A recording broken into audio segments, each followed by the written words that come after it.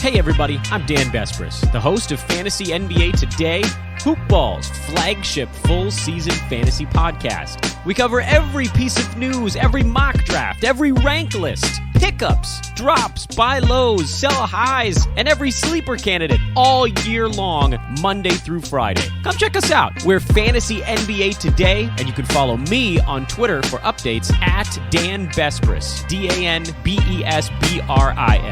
We'll talk to you soon.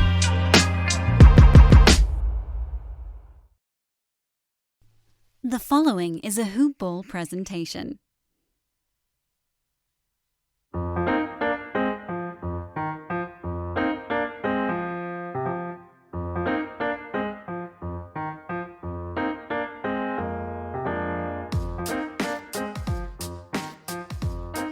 Hoop Ballers! Welcome back to another edition of Today in Sports Betting. I am Devin Ellington at DALE007 on Twitter. We are a Hoop Ball gaming presentation through the family of Hoopball, hoop-ball.com, Hoopball Twitter, Hoopball Tweets. Got a great show lined up today. We just continue to rack up these guests, these special guests. It's going to be phenomenal. Not to pull the curtain back too far too early, but this guy's done some really great work with WGN, with Roto World. But like I said, I'm not going to do disservice to his accolades. Let me talk about Manscaped first real quick because they are the sponsor of the show. Lawnmower 3.0 just came out. Fully electric, fully waterproof, because where else are you going to do it other than the shower? Hoopball 20, HOOPBALL 20. That's going to get you free shipping as well as 20% off. Let them know that we sent you. Get your lawn mowed, get taken care of, guys. Lawnmower 3.0, Manscaped, Hoopball 20. Do it. Now, without further ado, I am going to pull the curtain back here and introduce our guest today because, well, I'm too excited to keep it rolling any longer without doing so. So here we go. Sam, we got Sam Panayotovich hailing from the great Midwest. And he is a betting analyst, like I said, for Roto World. Sam, how are you doing, bud? Thank you so much again. I'm good, Devin. Hoop baller! Oh, boy. Kind of tricked me off the top, but I like that. You know, you kind of have to, like, assemble the crew, and there's no better way than to scream at the top of your lungs. So I like it. Thank you. Thank you. You know, I off camera, I did give you a little bit of a warning, so I'm glad that it wasn't off-putting for you and that it got you a little juiced up, too. Yeah, I'm, you know, what was off-putting last night, and I know we're going to get into this more, I was very off-put by the way the Lakers shot the basketball. That's going to be a problem going forward. I'm not a math guy, but I don't think 6 of 26 from downtown is all that good. You know, I have the basic Oklahoma public education under my belt, so I'm not going to speak on my mathematic accolades. But yes, I'm going to have to say I agree with you on that one, Sam. Those aren't too good of numbers. Why don't you tell us a little bit about yourself? You know, I think selfishly, I am very specifically interested in some of the WGN stuff. But, you know, you're with Roto World, NBC Sports Bet. You host a podcast, the first daily sports betting podcast in Chicago, if I'm not mistaken. Chicken Dinner is the name of the podcast. And ladies and gentlemen, he's at SP Shoot on Twitter, SPSHOOT, SP Shoot. Give him a follow. Check his workout, Roto World, NBC Sports Bet. Go for it, Sam. I mean, just give us a run. What are you doing right now? How is this? Yeah, it's been a crazy journey. So I'll make a long story short. You know, out of college, I interned for WGN Radio. I used to write like the sportscasts for the afternoon anchor, and that internship turned into a job producing Cubs baseball and Blackhawks hockey. And if you're in Oklahoma, you probably get WGN Radio down there. You definitely got WGN TV for years before they went, went big time. Yeah. So started as an intern, worked as a producer doing the games, and then became a reporter, became an anchor. And then I took a chance to go out to Las Vegas, and I worked for VSiN, the Vegas Stats and Information Network. That's a Musburger production. That's on Sirius XM, and they're doing a lot of great stuff. So I spent about 15, 16 months there, and that was sports gambling, sports betting radio pretty much. So I had always done sports betting. I had always covered it, but I never in Illinois felt like I had a proper avenue to do it daily because it wasn't legal, and everybody was like, oh, gambling is bad. Gambling will kill you. And eventually, it turned around to where it's legal. And I think now 18 or 19 states and Washington, D.C., and of course, it's legal in Illinois now. And everybody in Illinois that wouldn't put me on the air years ago to talk gambling was like, hey, what are you doing tomorrow? You want to talk gambling? So it's all sort of come full circle. But yeah, I started traditionally, talking about producing and covering the major 5 teams in Chicago. We're talking Bulls, Bears, Blackhawks, Cubs, and Sox. So always been a sports guy, but now my world is knowing all the teams and all the conferences and all the major sports because being a betting analyst, you got to know everything. You got to know where the wind's blowing. You got to know what the weather is. You got to know who's hurt. You got to know everything, or at least try to. So it's gone from Chicago to more of a national, responsibility. Sure. And, just to, touch upon, like you said, me being in Oklahoma, WGN, those are actually some of the first broadcasts I remember as a kid. And I think that is why I'm such a huge Cubs fan, because we didn't have pro teams down here, but we had the wonderful broadcasts of WGN. So I remember watching Frank Thomas for the Sox, and I remember watching early Cubs teams play, Lou Piniella managing for. So I love the WGN aspect. So it's really cool to kind of sit down with someone who's had some sort of tie or responsibility within that network. So that's really neat. Let's continue the Chicago talk. And then I know we kind of talked off camera about some NBA stuff. And first of all, breaking news, Billy Donovan hired to be the new Bulls head coach. Do you think he's going to be the new Hoiberg 2.0? I hope not. If that's the case, I might burn all my Bulls stuff. I hear that's pretty popular to do now when your team doesn't play well. You just burn all the shit you bought. I never will understand that. But the Bulls are looking at last 2 coaches. Those might be the 2 worst coaches they've had back to back ever. To go from Fred Hoiberg, who came in with a plan for pace and space and shooting a lot of threes, and then halfway through that regime he was handcuffed because they brought in Rajon Rondo and Dwayne Wade.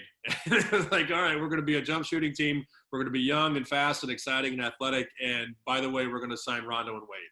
So that sort of, went to hell. And then they bring in, Jim Boylan as the interim. And then he's friends with Michael Reinsdorf in the front office. So they kept him around, and he was just not a good coach. I think the problem with both Hoiberg and Boylan, aside from the fact that I don't think they know what they're doing on the floor, players never really got better.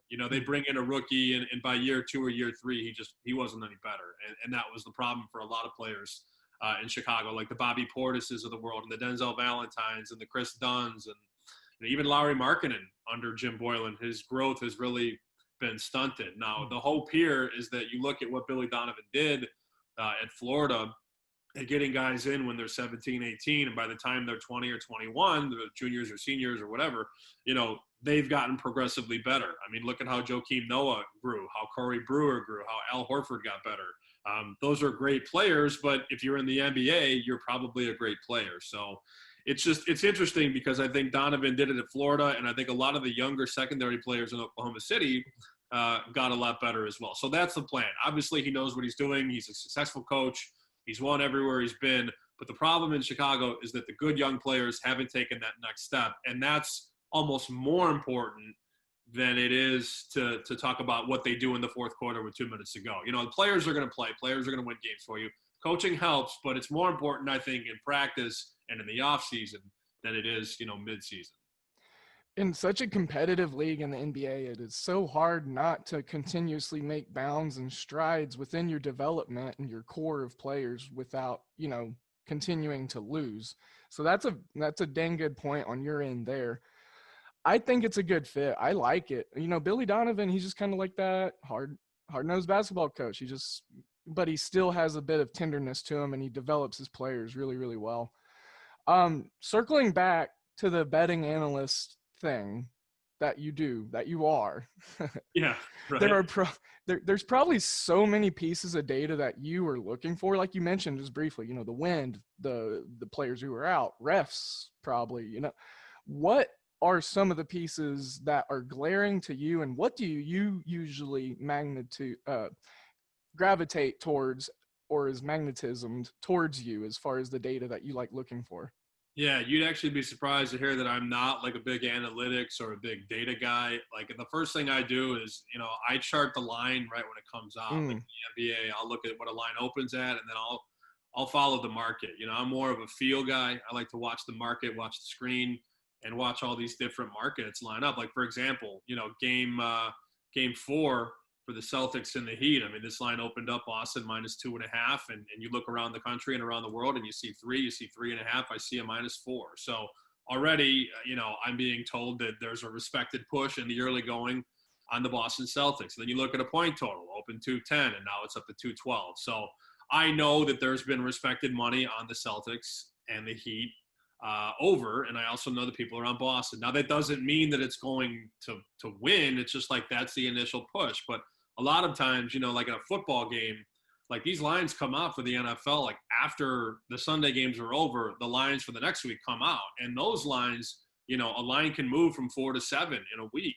A total could move from 50 to 55. We've seen a lot of basketball games in the bubble. They've moved from like 220 to 228. We saw a couple of Rockets games climb even higher. And then there's, the Laker Nugget games that have gone down.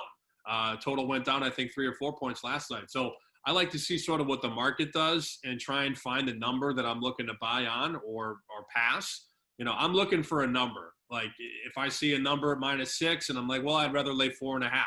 If it gets down to 4.5, then I'll fire. I'm all about right team, right price at the right time. And to me, that's more important than any, piece of data. The data helps and the trends are fine and all the analytics and all that stuff.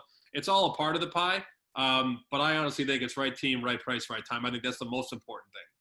Yeah, just to piggyback on that a little bit from you, here on the show, we preach like conviction and value, because you've got to understand value, but you've also just got to feel, like you said, you're a feel guy, but you've got to feel convicted. You got to feel good and like, what you're looking at, what your value is. So you can't have, no half measures, right, Sam? So yeah, and look at it like Jamal Murray last night. Like I felt pretty strongly about his point prop over, and that's the cool thing about betting in 2020. Now it doesn't just have to be the pregame side of the total of the money line, not to mention all the in-game options. I mean, you can pretty much bet at any point of any game now. So if the team goes on a huge run, 20-2, you probably want to bet the other team because you get an advantageous price. But I was sort of bullish yesterday on Jamal Murray's point prop, and he had 24.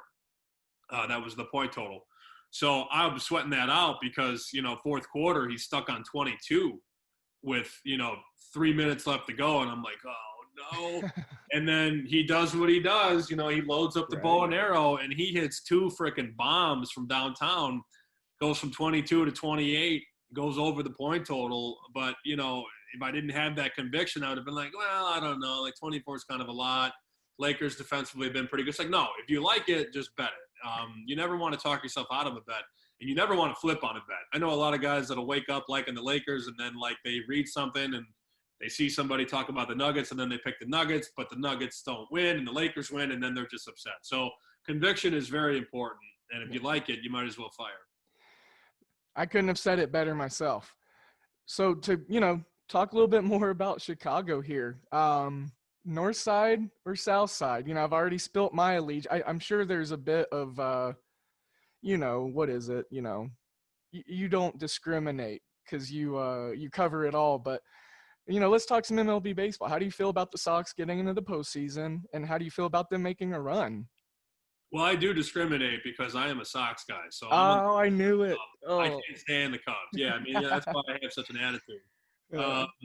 I look at the downtown area one way. I mean, that's the joke. Like every time I'm north and I look at the skyline, I'm like, this is weird. This is backwards. You're supposed to look at it from the other side. So yeah, I grew up a Sox fan, big time, south side of Chicago, and we haven't been great in a while. Win the World Series in 2005, went to the playoffs in 2008, and waited 12 more years to get back. So they're in the postseason. They clinched a berth. Now the division is getting a lot tighter. I don't know if you know, they have sort of given the lead pretty much all away. They only have a half-game lead right now. There was a 3-game lead on Monday, and now it's down to a half game. So, poof, already. Yeah. It's going to be a war in that division with the Sox and the Twins and the Indians. I respect the Cubs. I just don't like the Cubs. I never have. I think in this city more than any other city, well, maybe like New York with the Mets and the Jets, or the Mets and the Yankees and the Giants and the Jets, you kind of have that option there. Maybe the Bay Area with the Athletics and the Giants. But I feel like in Chicago more than any other city, like you have to pick a side. And when Kyle Long actually got here to play for the Bears, he showed up at training camp with the Sox hat. And then that fall, the Cubs were going to the World Series, and he had a Cubs hat on. I'm like, dude, we don't do that here. I know you're new here. I know you're not from here, but, like, we pick a side here. And he's like, no, man, it's just a hat. I'm like, no, that's where you're wrong. It's not just a hat. We don't play that. We don't play both sides of the fence here. That's just how it is. But I do think it's weird because I feel like the Sox fans hate the Cubs, but the Cub fans hate the Cardinals more. It's a weird sort of setup, but yeah, I mean, we don't like each other. That's clear. If there's going to be one picture in the rivalry of the Cubs and White Sox, the one I always just think of is Pierzynski at the plate, just going and just having a slugfest with Michael Barrett. Michael Barrett, thank you. Yeah, that was that's just like one of those. Your favorite Cubs Sox memory is a Sox player getting punched in the face.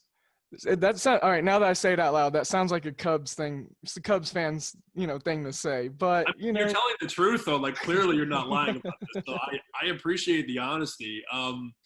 That was when Pierzynski, like, he slid into home plate and slammed home plate with his hand, like, really, really hard. And then he got up, and Michael Barrett just decked him right in the jaw. Which Michael Barrett didn't do too much for the team anyway, so it was, ipso facto. Yeah. But, to level out my Cubsdom here, I loved what the White Sox did in the offseason. I actually picked them to win the division. Just getting a guy like Dallas Keuchel to help with that youthful rotation. Sure, he had a bad year last year, whatever you want to call it. And then these young bats, man, you guys got so many of them. Luis Robert, you got Jose Abreu, and now you got a veteran bat also with Encarnacion. And then Nick Madrigal, holy cow, he can hit righties for sure. I love that kid in college. So, yeah, you guys, I like what the White Sox are doing, coming from a Cubs fan. It's my kind of baseball, I also think, adding those vets that you brought up is a big deal because I got to the Cubs beat in 2013, and that was when I think they called up Rizzo at the end of 2012, maybe like July or August, they called him up. And they started to bring up all these young players, but like Rizzo comes up and he's the best player on the team and he's like the leader of the team, and that's a problem. But they started to sort of make all these moves where they would bring in, established players. They flipped Scott Feldman and Steve Clevenger for Jake Arrieta in 2013. That's a savvy trade. It ended up working out. But then they started to sort of bring older players in, right? Going into 2015, they bring in John Lester and David Ross. Miguel Montero joins the fold. Jason the Hayward. year after that, the year after that, 2016, it's Jason Hayward and Ben Zobrist. Like, they sprinkled in a couple guys every single offseason. And then sort of added them into the mix with a lot of young players who came up and were ready to play. Chris Bryant, Javi Baez, Kyle Schwarber, Addison Russell. So it was the perfect blend of letting the young players come up, get acclimated, learn the craft, and then when they're ready to win, you bring in the vets. And I think that's a huge deal on the South side. It's very similar because the Sox had all these young guys coming up, but they didn't really have a lot of veteran players. And to bring in a Dallas Keuchel to help anchor that rotation with Giolito and Dylan Cease, and eventually Michael Kopech will be back. And Encarnacion, I know he's not hitting well. I mean, he hits home runs, but he really doesn't do much of anything else. Numbers aren't great, but I think the exuberance and just the fun that he has around that group, because there are a lot of young Latin American players on this team, from Cuba, Dominican Republic, there's a lot of those guys. And to have Encarnacion sort of be like the older brother or the uncle, the cool dude running around hitting home runs, holding the parrot up, right. I think that stuff definitely helps. He's not going to be here long, and this team is hopefully going to be good for 3, 4, 5 years. He might not even be back next year or the year after that. But I think his impact on the young players, showing them how to come to work and prepare every single day to play for a baseball game. I mean, that's immense. That's huge on the development and the right habits for young players. I totally agree. Yeah, those habits alone, just, helping a young guy, hey, your swing's doing this. Your swing needs to just a little bit, just stuff from his eye. And that they got hitting coaches for a reason, but for the fact of the matter, it's a player, probably someone that's a little more closer knit to him, and it's just a veteran maybe that they even look up to. So speaking of the opposite of veteranship, we're going to talk about youth. You're very youthful. What would you tell? Well, younger than some of the guys out there in the sports betting world, I would say.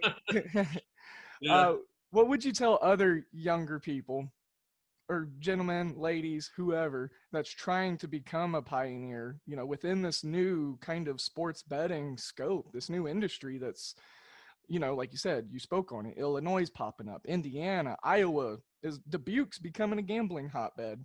So what would you say to those who are youthful and trying to create a youthful pioneerism within this industry? You got to go out there and you got to put yourself on the line. I mean, you literally have to make a bet on yourself. I didn't know how this would all play out. And when I left Chicago in February of 18, I moved to Vegas because in Nevada, that's the Mecca and there's really nothing else. So at that point in time, I'm like, well, I guess I'm moving to Vegas. And, when I first left, I thought, well, I might be here a couple years. I might be here 2 or 3 years. And then, certain things went the way that they did. And, a lot of things at work, were a little complicated and things were said and stuff like that. But at the same time, like in the background, like all of a sudden it's like, oh, wait a minute, this is not legal across the country. And every state's going to have a chance to be a part of the pie. Eventually, I think we're going to get to 30 or 40 states. I'd say by, 2025, we're in 40 states, I would think. That's optimistic, but I also think it's realistic. But, jumping into an industry that nobody really wanted to pay any attention to 2 years ago, it was like, oh, he's going to Vegas. I don't think we'll see how that works out. And now, 2.5 years later, it's like, holy shit, he's everywhere, and that's not, that's not by design. That's not how I meant to have it. But, a bet on yourself and taking a leap of faith, as they say, to go out there and go to Vegas and try to do something that you believe in, because I believe in the industry. That's why I went out there. I didn't go out there because I wanted to live in Vegas. I went out there because it was a job, and I thought that it would open up a lot of doors. And that was the right bet, right? It was the right move, and I bet it with conviction. So the advice to anybody who wants to do whatever it is, whether it's sports betting or play-by-play or broadcasting or be the best podcaster in the world, like a Pat McAfee. I mean, the guy wanted to do a podcast, and damn it, he's doing a very good podcast. And now it's a show on,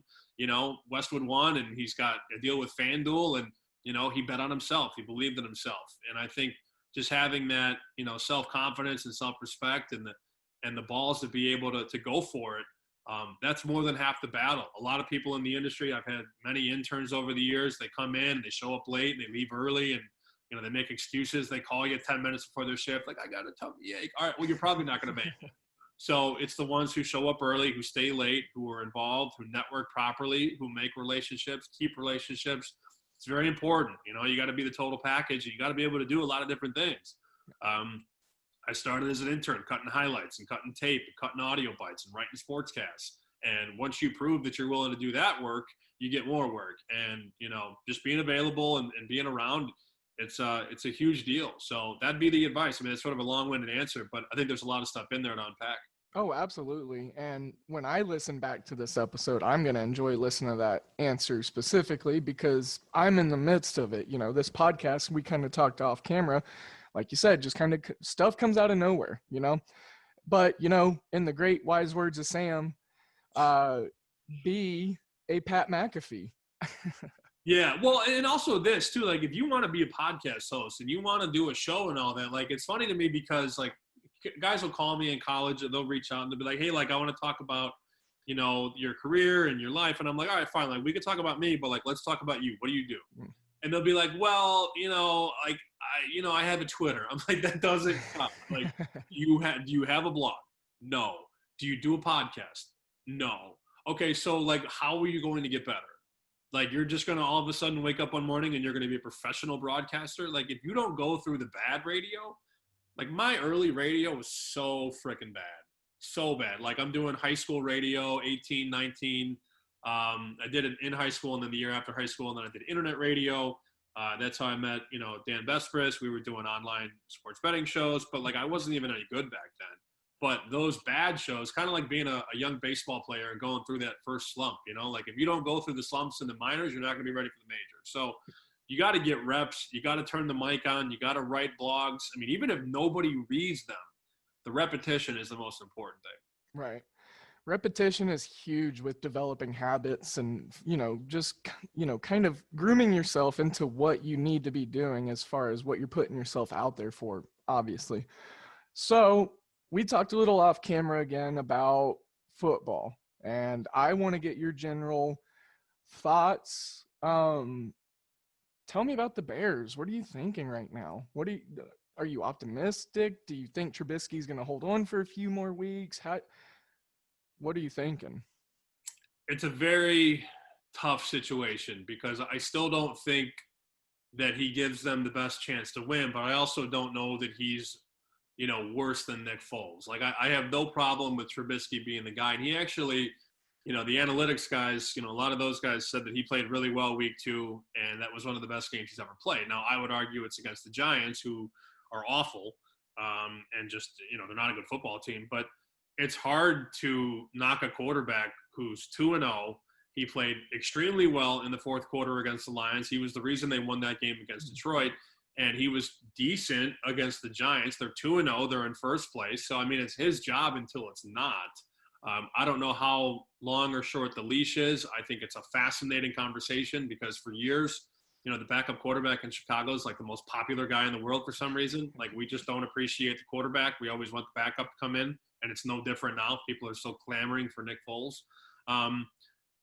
They could be 0-2, but they're 2-0. I mean, you can only beat who's in front of you. I think this game against the Falcons is really interesting because the Falcons, they scored 39 points, didn't turn the ball over, and lost. That has never happened in the history of the NFL. Teams were 440-0 to score 39 points, don't turn it over, and win games. They were 440-0. Dan Quinn is not a good football coach. I mean, like, what more proof do you need than the Super Bowl and that game against the Cowboys and countless leads that they've had and they've lost? I mean, the guy just can't manage a football game. Yet the Falcons are a 3-point favorite. So people are gonna, they're gonna keep betting against Mitch Trubisky. They don't believe in it. They think it's sort of smoke and mirrors. But I think the Bears' defense is pretty good. They're getting older, but they get to the quarterback, and when they're healthy, it's impossible to double team Khalil Mack and Robert Quinn at the same time. And you also have Akeem Hicks up front, getting into the backfield on almost every play. It's a good defense. The shelf life isn't that long because these guys are going to get older and slower, but the defense is built to win now. Yeah. The offense is the question mark. And if the quarterback can stay out of his own way, they can win 10 games in the NFL. I mean, I wouldn't be surprised if they won the division. Packers are really good, but we'll see. We'll see how that shakes out. I think the Bears are in a good position. 2 wins, 2 games, first place. I think they're in a really good spot, but I'm still not sure how good they are. Sure. I think it's safe to say that when we refer or we talk to Atlanta fans now, we don't say 28-3. We now give them the 440-0 treatment. We'll just It's so hard to lose a football game when you score 39 points and don't turn it over. That's really hard. It's so hard. It's only been done one time in the history of the NFL. Well, what were they doing on that onside kick? It's like they thought they were kicking it. They didn't even go for the ball. It's hurting my brain. Rolling on the turf, and they're like sitting there spinning like. I don't know. That was bad. And then, it only got more interesting because I'm like, oh, I didn't even know Andy Dalton was a Cowboy. Like, I sort of remembered it, and I stored it in the back of my mind, but Dak got hurt, and he went to the tent, and the Cowboys were like, here comes Andy Dalton. And I'm like, that game had everything. I mean, it was so good, but it was so bad, the meltdown. Great comeback, horrible letdown. I mean, that game had everything. And it also had 79 points. Was it 40-39 final? I mean, that's insane fireworks for a football game.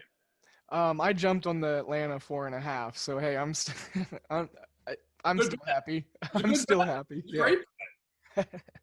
Right. So Speaking of maybe some good bets, or you mentioned how Sunday, as soon as the Sunday night game concludes, we have the next Sunday's lines. Give us one or two, I'm not going to limit you, that you think has some great value, something that you are eyeballing with those shark eyes, and what you like going into this next week. Yeah, I love the situation you have here on Sunday night. And I don't usually bet Sunday night football because I think there's really not much value. But I think the combination of Aaron Rodgers throwing 1 million touchdowns in 2 weeks and the Saints losing on national television Monday night at the Raiders, I think you have sort of like, if I had an accordion right now, I could pull the Packers all the way to the left and I could pull the Saints probably all the way to the right because Packers very good, can't stop Rodgers, and the Saints just lost to the Raiders. So I think perceptionally the Packers are a little bit higher on the pedestal right now, and that's affected the market. Now the look-ahead number, the number before week 2 was Saints -6. Mm-hmm. That line right now is Saints -3. People are all over the Packers, and people also love to bet the Packers when they're getting points because people for some reason think that Aaron Rodgers getting points is like an auto bet. Sure. That's fine. You can bet it. I think laying 3 points with the Saints is a good buy low spot. Remember, the Packers are going to be without Devontae Adams in this game. That's Rodgers' number 1 target. Breeze struggled against the Raiders because he didn't have Michael Thomas. Mm-hmm. And I think not having him for that game is going to prepare him for the next game because Thomas is going to miss a couple of weeks. He's got an ankle injury, and they're not going to risk it. Let's see how the Packers do against a pretty decent defense in their building without his number 1 weapon. I think it's going to be a whole lot different because now Valdez-Scantling has to be the number 1 receiver, and they're going to rely more on the running game. I just think it's a bad spot. It doesn't mean the Packers are a bad team, but I feel like situationally and perceptionally, I like the Saints. I think they'll be more focused off a loss. This will be a very tough week of practice, a lot of film. I think it's a good buy low spot on the Saints -3. The Packers are going to be the public side here, that's for sure. I'll go the other way. I think Saints -3 feels right. I could see Saints by a touchdown, no problem. I like that. That they got to figure out if they want to get Emmanuel Sanders the ball. Yeah, no kidding. I was just kind of watching that, and Monday night, and I was just like, where is this guy? Like, what are they? Does he want the ball or? One game that I kind of was eyeballing bright and early. For some reason, I just can't shake it. And it's probably because the Eagles just lost another lineman, but I like Cincinnati +5.5. They've got an aggressive front seven. They're young. I think they're going to get after Wentz, maybe get him a strip sack. I already picked the defense up to stream them in my fantasy team this week. You picked the Bengals defense up just for this week? Absolutely. That's awesome. See, that is like advanced scouting right there. I love that move. I also will not fight you on this pick. Like, I don't love the Bengals per se, but I certainly don't like the Eagles. And I was in that boat with you. I bet the Eagles week 2 because the look-ahead number was Eagles -4, and they lose 1 game, and the line went down to Eagles pick or Rams -1. Now, eventually the Eagles closed as the favorite, but I'll tell you what, man, Carson Wentz did not look good in week 1 or week 2. And I actually saw some next-gen stat that Wentz actually had the most misfires of any quarterback in the league week 2. That's bad. That's real bad. And the line was a little bit better in week 2. Like, they were really bad week 1. I think they had like 7 sacks allowed. He didn't get sacked 1 time, I don't think, in week 2. So he had time. Now, granted, he was rushed still in the game. But, I mean, he had a lot of throws that he should have made. So I'm with you. I refuse to bet any more of my money on the Eagles. I'm not going to do it. I wouldn't tell you to do it either. Also, Burrow, man, he looks like a dude right now. Fourth quarter, he's made incredible plays and really good throws in both games. And even though the Bengals were 0-2, they're 2-0 against the number. Like, they've covered both games, and they got a backdoor cover on Thursday night. Like, he is good under pressure. He is good with the game on the line. He should have won that game in week 1 with that laser to A.J. Green. That was a beautiful throw. I mean, I'm like, that's a rookie quarterback. I mean, he threw a dart right to the end zone, right to the corner, and Green just couldn't get his feet in. That was an A-plus throw, and he was awesome in that fourth quarter drive late against the Cleveland Browns to get the cover there. So that Cincinnati team, rather, they're going to cover a lot of games this year. And if I could get 6, I see a couple places have like 6.5 right now.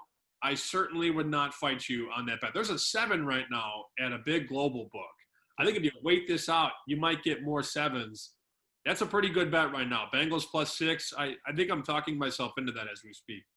You're talking yourself into it, or am I helping? Come on, You're definitely helping. Like, you brought me to water, but you didn't like have to push me in. I just there you jumped. go. Let's kind of switch gears here, Sam. We got a basketball game tonight, and that's going to be Celtics Heat. Right now it's 3.5. We talked about the movement in the market. It opened 2.5 for Boston. I'm going to go off on a limb and say it's probably the Hayward effect. I think Hayward played not terrible the last game. He looked healthy. I think people are probably thinking he's going to get a little bit more volume and production. He's going to help that team be a little less stagnant on offense.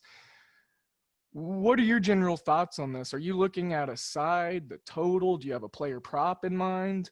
Yeah, I looked at Jimmy Butler's point prop. It was 19, and I think that's a little bit low. Now, Butler has not been, the go-to, volume scorer that he once was. I mean, in Chicago in this game, Jimmy Butler's going to have to score 30, but I think he's actually gotten a lot more well-rounded, and he has been such a better facilitator this year. I mean, he's the reason they are where they are because he's been unselfish. And it's sometimes not even the first pass, it's the second pass. Like, Butler makes a pass, and then they swing it, and there's an open guy for a 3, and they knock it in. Like, they have a very good team of shooters. Like, they shoot the basketball very well. And oftentimes it's Butler drawing the defense and then kicking it out. So he's not the volume shooter. He doesn't put up 20 shots a game anymore because he doesn't have to. Yeah. So I still think he's going to get to the free throw line a bunch in this game. I think 19 is a pretty low number. Unfortunately, he hasn't scored a lot, but that gives you value, I think, on maybe going over. But I don't even look at this game for, like, I'm going to take this, like, super next level on you. And It might get confusing, but, you can ask any questions you have. Like, I think right now, like, the Lakers are a flawed basketball team. And yes, they're probably going to win the title, and that's what the numbers say. But, I mean, I watched that team last night, and, like, that's how they're going to lose the finals if they play like that. LeBron was great. Davis was great. Everybody else sucked. And you need, help in the finals. Like, you're not going to win the finals with just 2 players scoring. They were 6 of 26 from 3 yesterday. And the way that Boston and Miami can defend and get out on shooters, like, that to me is a bad matchup. Not to mention Brad Stevens and Eric Spoelstra, I think, can coach circles around Frank Vogel. So I thought about this yesterday, and I wrote this up on Roto World and NBC. I go, why wouldn't I right now bet like $100 on both the Celtics and the Heat to win the title? Well, that's a dumb bet because they're both not going to win. Yes, I know, but if I get 100 to win 6 and 100 to win 6, I've got, $600 lottery tickets in my pocket. And one of them I'm going to have to light on fire no matter what. But if the Lakers play the Celtics in the final, the series price is probably Lakers minus like 300. So that would make the Celtics, plus 250.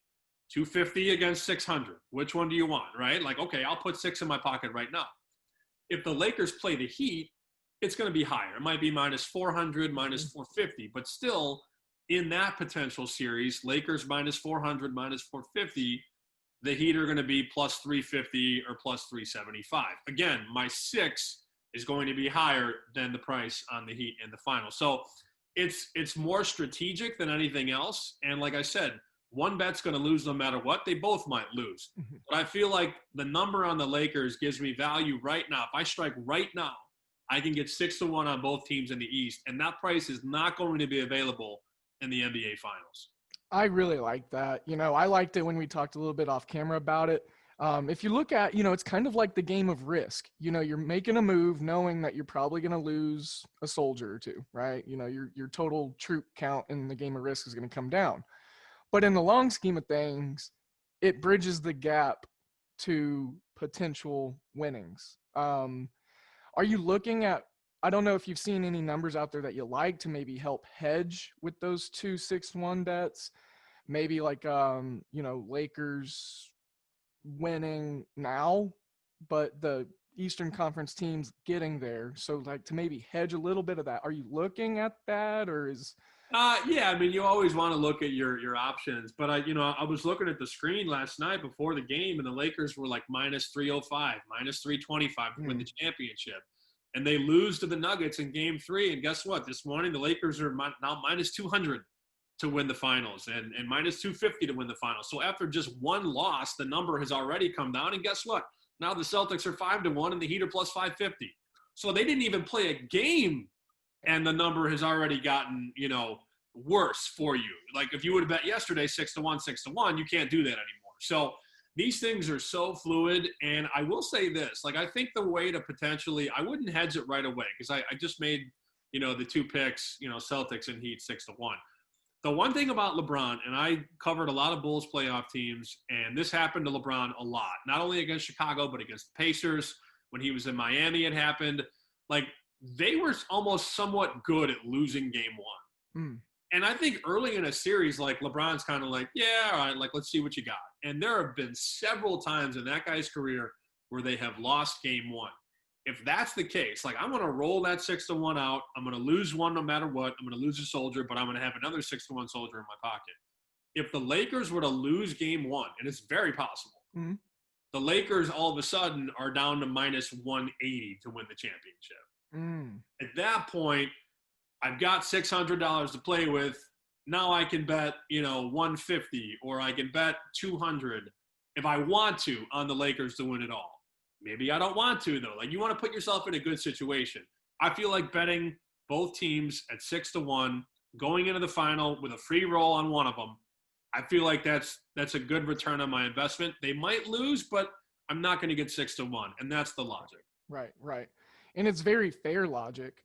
And Hoopballers, just to talk about our other sponsor before we get to the last part of this show, mybookie.ag. You take all this knowledge that Sam's dropping with the ROIs for the Eastern Conference teams, the breakdowns of the finals, take some of my baseball picks, use Hoopball as the promo code. You're going to get 100% match on your initial deposit. Then you get $10 free money to play with in MLB bets. So do that at mybookie.ag. I would definitely recommend doing what Sam's talking here. It's got so much logic and value in it. It's, it just makes a lot of sense. And it could make you a lot of sense. So Hoopball is the promo code, mybookie.ag. Bet, win, get paid. Sam, I want to talk to you so briefly here about just some college football because I love mid-majors. And I don't know if you have a little bit of the same love for mid-majors, but I gave out Liberty as a plus 450 money line winner last week on the show. What? Yes, I did. Wait, hold on. Who do you like this week? So Liberty, I'm probably going to go back to the well. They're getting a terrible Florida International team. And people forget that Hugh Freeze is the coach at Liberty. But to not, make it anticlimactic, the college football slate this week, I don't think you're going to see a lot of those dogs, because there's a ton of, conferences are now getting into their play.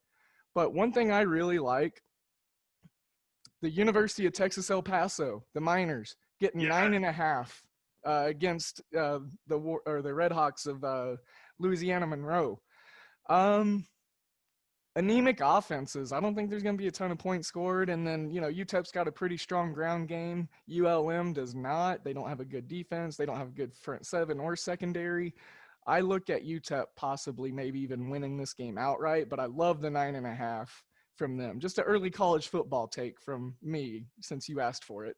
You're going dirty. Like, you're not talking Georgia, Arkansas, or Kentucky, Auburn. You're going to UTEP and Liberty. Now, I will say this, a lot of wise guys, they play stuff like this all the time because they feel like they have value in the games that nobody really pays attention to. And that's obviously clearly what you did last week, picking Liberty. I talked to a very sharp handicapper who said that he has never downgraded a football team more from one year to the next than he has with LSU. And I think that's a fascinating nugget when you think about what the team was last year to where they are now. I mean, they've lost so many weapons, and then their number one overall receiver decided, oh yeah, I'm not going to play. I'm just going to go to the draft. So they have a lot to replace early in the season, and I think that that's going to slow LSU down out of the gate. They're not going to be anywhere near as good as they were last year. They replaced starting quarterback, running back, top 2 receivers. Their whole line. Linemen. I mean, defensive players. They lost their starting safety, Grant Delpit. They lost a couple corners. They lost a couple linebackers. Like, they lost so much. And I understand they're going to plug in other blue chip guys, and eventually they're going to be fine. But this week 1 number, like the opening number there was LSU minus 21 against Mississippi State. And that number is already down to 16.5. Yep. So, look, did you get the best number? Probably not. But, I mean, anything over 2 touchdowns, I think, is a fair pop on Mississippi State, because I feel like they've got something to prove this year. And people are going to just, no matter what, bet LSU, because it's like LSU. LSU won the title last year. Oh, yeah, LSU is pretty good. It's going to be a lot different this year, especially out of the gate. Teams haven't really been practicing all that much. They haven't tackled anybody live in the SEC. I would not be surprised if LSU won this game by 7 or 10 or 14 points. And, they squeak out a win. They move on to the next week. But I think Mississippi State might be worth a wager. Anything over 14 points, I'm interested for sure. I am interested now, too. I was going to stay away from the opening SEC stuff just so I could get some data. But that is a great point. And, again, you just led me to the water there, boss. That's just phenomenal points taken right there and made, because they lost so much. And this is, they're a familiar foe. Mississippi State's returning some guys. They're getting some guys and starters back on defense. And, they got some linemen that are coming back. They got some upperclassmen sprinkled throughout that team. It's a big number. That's a huge number. The problem with a game like that is you might look up at halftime and it might be 28-0 LSU, and you'll be like, well, I hate Sam now. But, that's the risk you take when you bet on a football game. I mean, that's the problem when you go against a juggernaut. Although I don't think LSU is going to be a juggernaut this year. Sometimes, though, you fight that battle and sometimes you win. If Mississippi State, like, if they upset LSU, like, I'm going to text you every day for the rest of your life. Yeah. If they lose by, 40, I'll probably never be heard from again. So, I mean, like, those are the avenues we play with now. Right. And it's, and that's a part of it, is we're out here putting it, out there. We're talking about it. We're tweeting it. We're writing it up. You're not going to hit all of them, guys. No, you're not. But here's the problem, though. And you could have hit this last week. Like, the problem is, and I talk about this all the time. Like, if I tell you, like, hey, I like Clemson this week, or I like Oklahoma, or I like Texas, or I like, whatever, like, North Carolina, like, you're okay with that. But if you tell somebody to bet on Liberty and they lose, people get so upset. They're like, what? Like, they can handle a loss on Alabama or Clemson or Georgia, but they can't fathom a loss on Liberty, even though they count the same. Yeah. People are so extra upset when you give them a Liberty or, Texas San Antonio and they lose. Like, that is the worst. Like, you can't recover from that sometimes. And people get so angry. Like, it's like the losses are the same. It doesn't matter. But don't tell that to somebody who bets on Liberty and loses. Right. Yeah. Man, it's just it's great having football back. Just seeing, a card, scrolling through it with numerous college football games and professional games. And the fact that we have playoff baseball and playoff basketball going on at the same time as this other great sport of football, and golf tournaments. And it's just, it's hard to believe that just 4 months ago, none of this was really even possible. And we were all just kind of, well, what the hell, what are we going to do with our lives? 4 months ago, I was out of work. So I agree with you. I mean, we didn't have any sports. And, I finally got back in the saddle. I mean, everything sort of avalanched pretty quickly once we realized that, okay, maybe this virus isn't going to affect, athletes in the peak physical shape and, like all the advanced testing and all that stuff. Like, once we got through that first couple weeks of the NBA and the NHL bubble, and then baseball, baseball early didn't look good. The Cardinals were like infecting everybody. And Marlins, I don't know. Yeah.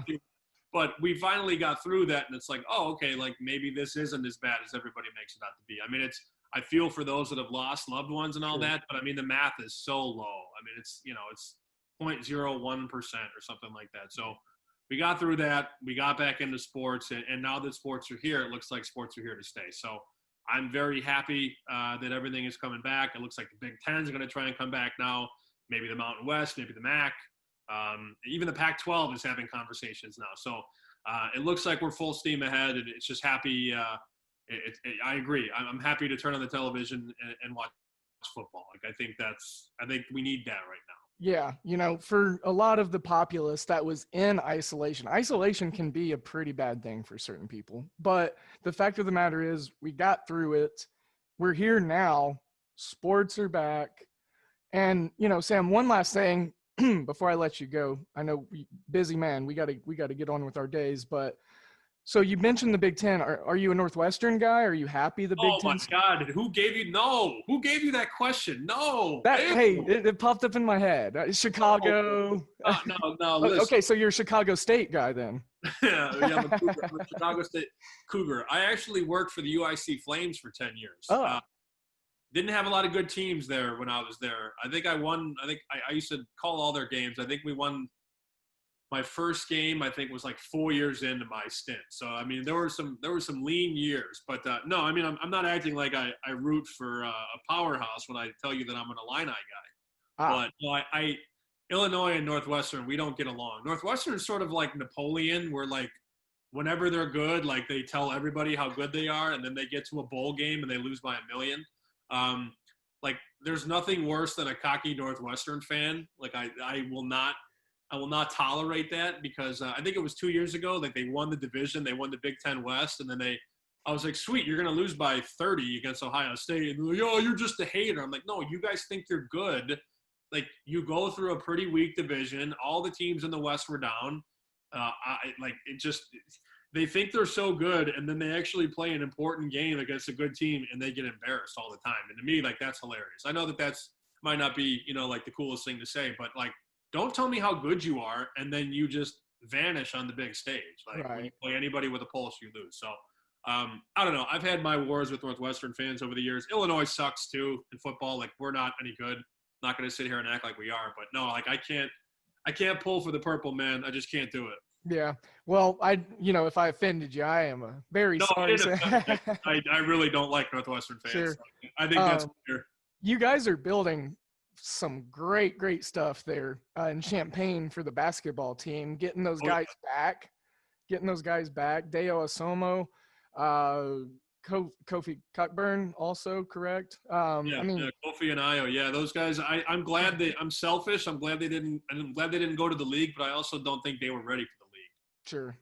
Io needs to put on 10, 15 pounds of muscle, which is not easy to do, and Kofi is still so raw. Right. He's a 7 foot, 270 pound center that I feel like still doesn't know what he's doing, and his footwork is not great. Like, that guy would have been abused in the NBA.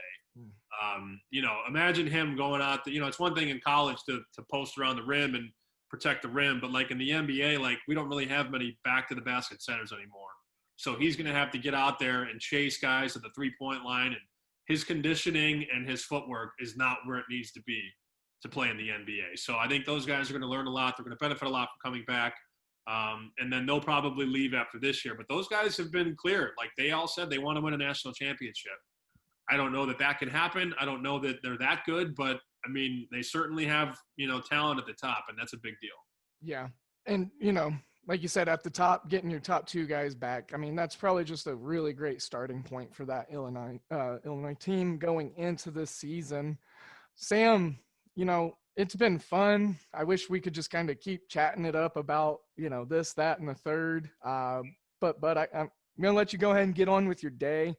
I'm going to remind the folks that are listening, where to find you on Twitter, and it's at SPShoot. Is there any other online presences? You got the podcast, but any other, blurbs you just want to put out there for the Hoopballers to go find you?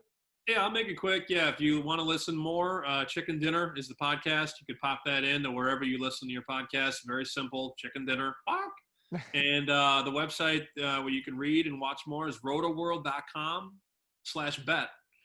Pretty simple. So I'm covering all things betting, and a lot of the things on the podcast bleed into the website, which bleeds back into the podcast. It's all one thing. We're all talking about betting and the stories inside the lines. So I appreciate you having me on, and look forward to doing it again soon. I was going to say the same thing, but I'm glad you took those words right out of my mouth. So, Sam, hey, again, much appreciative. It was surreal. I just, the guests that we're having on is just, and then it just keeps going, and just having you on was great. And, oh, man, I'm happy. I'm happy. This was a fun episode. Thanks again, boss, and let's do it again soon. You got it. Thanks, man.